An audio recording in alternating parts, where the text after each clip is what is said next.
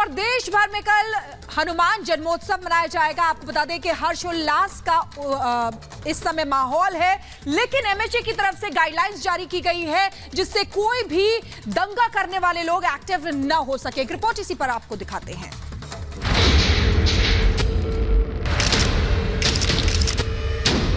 चले जाइए, रोड पे भीड़ नहीं लगाइए। रामनवमी पर पत्थरबाज,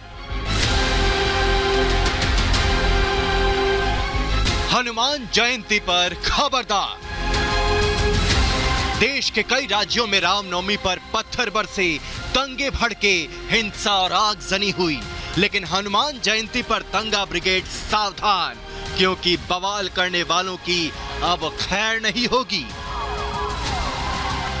क्योंकि त्योहार शांति से मनाया जाए, उसकी चाक चौबंद व्यवस्था करने के लिए अब केंद्र सरकार ने निर्देश दिए हैं। गृह मंत्रालय ने एडवाइजरी जारी की है कि हनुमान जयंती पर सुरक्षा के पुख्ता इंतजाम हो, सभी राज्य कानून व्यवस्था को दुरुस्त करें, माहौल बिगाड़ने वाले की पहचान की जाए और त्योहार पर शांति सद्भाव बनाए रखें। हनुमान जयंती के लिए बनाई गई गाइडलाइन का हिंदू संगठनों ने स्वागत किया है। ये स्वागत योग्य कदम है। निश्चित रूप से जो भी धार्मिक यात्राएं हैं या धार्मिक कार्यक्रम हैं और या धार्मिक उत्सव हैं, उन उत्सवों की सुरक्षा करने की जिम्मेदारी प्रत्येक राज्य सरकार की है। एडवाइजरी की तो वीएचपी तारीफ कर रहा है, मगर शोभा यात्रा की परमिशन न दिए जाने पर दिल्ली पुलिस को पत्र भी लिखा है। डीसीपी नॉर्थ वेस्ट से परमिशन कैंसिल करने के फैसले पर दोबारा विचार कर हनुमान जयंती पर शोभा यात्रा निकालने की अनुमति मांगी है। हम एक पत्र लिख रहे हैं और आज डीसीपी से पूछेंगे कि आपने कल जो बात कही थी, परसों जो बात कही थी और कल जो बात कही है, अचानक इसमें क्या परिवर्तन आ गया? कौन सा आपके पास इनपुट है और कौन अतिवादी लोग हैं, उनको उठा के अंदर करो ना जी, कौन मना करता है आपको? लेकिन हमारी यात्रा को रोकने का खुद से प्रयास न करें। कृपया हिंदुओं को भी अपना उत्सव मनाने की परमिशन दें। बिहार बंगाल तो संवेदनशील हैं ही, लेकिन दिल्ली को लेकर इसलिए भी पारा गर्म है क्योंकि पिछले साल हनुमान जयंती पर जहांगीरपुरी इलाके में हिंसा की आग भड़की थी। ऐसे में अब राजधानी में सुरक्षा बल अलर्ट मोड पर है। दिल्ली पुलिस ने फ्लैग मार्च निकालकर सुरक्षा व्यवस्था का जायजा लिया है। दिल्ली में सुरक्षा के लिए कई इलाकों में सुरक्षा पुख्ता की गई है। बड़ी संख्या में सुरक्षा बल तैनात किए गए हैं। जहांगीरपुरी इलाके में सुरक्षा बढ़ा दी गई है और संवेदनशील जगहों पर बैरिकेडिंग कर दी गई है। ऐसी ही व्यवस्था नीतीश के बिहार और ममता के बंगाल में भी करनी होगी ताकि दंगाइयों से पहले से निपटा जा सके।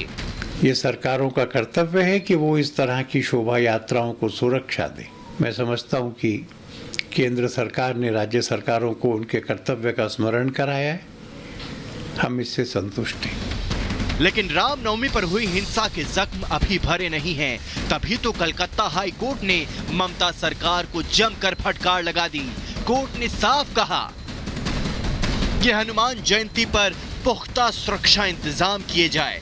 आपसे हालात ना संभले तो केंद्र सरकार की मदद लें, पुलिस से ना संभले तो पैरामिलिट्री फोर्स तैनात हो और साथ ही धारा 144 वाले इलाकों से जुलूस ना निकले, ये ध्यान रखा जाए।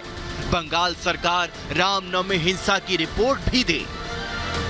जब हाई कोर्ट ने हिंसा पर ममता सरकार को लताड़ा, तब भी अपने राज्य में बिगड़े हालातों के लिए जिम्मेदारी से पल्ला झाड़ती ममता ने उल्टा राम और वाम के नाम पर बीजेपी और लेफ्ट पर ठीकरा फोड़ दिया। हालांकि अब ममता बनर्जी शांति की अपील कर रही हैं। रामनवमी पर बंगाल और बिहार में ही सबसे ज्यादा हिंसा और बवाल हुआ था। ऐसे में हनुमान जयंती पर नीतीश के बिहार और ममता के बंगाल पर सबसे ज्यादा नजरें हैं। लेकिन नीतीश कुमार ममता से 2 कदम आगे बढ़ गए। नीतीश हिंसा का स्क्रिप्ट राइटर मोदी को बता रहे हैं। 2 लोग हैं, समझ लीजिए, एक राज कर रहा है और दूसरा उसके साथ उसका एक है एजेंट है, अब वो मिलकर के ये सब इधर उधर कर रहा है, समझ गए ना। जुलूस के नाम पर हिंदुत्व की तंजीमों ने, ऑर्गेनाइजेशन ने फसाद फैलाया और प्रशासन ने उन्हें रोकने में नाकाम साबित हुई। मेरे सवाल का जवाब देने के बजाय नीतीश कुमार हमें वही पुराना कैसेट दोहरा रहे हैं कि एजेंट हैं। अब बिहार में जिसने भाजपा को मजबूत किया, जिसने भाजपा की जड़ें मजबूत कर दी बिहार में, वो हम पर इल्जाम लगा रहा है।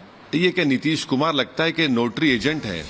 हिंसा की आग में सुलगते बिहार के मुखिया अपनी नाकामी छिपाने के लिए मोदी पर आरोप लगा रहे हैं, लेकिन हर बात में सियासत करने वाले नेताओं को सोचना होगा कि त्योहार पर जनता को सुरक्षा देना सरकारों की जिम्मेदारी है और वो इधर उधर की बात कर अपनी जिम्मेदारी से पल्ला नहीं झाड़ सकते। और इसलिए हनुमान जयंती पर बवाल करने वाले खबरदार रहें। Bureau report, Republic Bharat.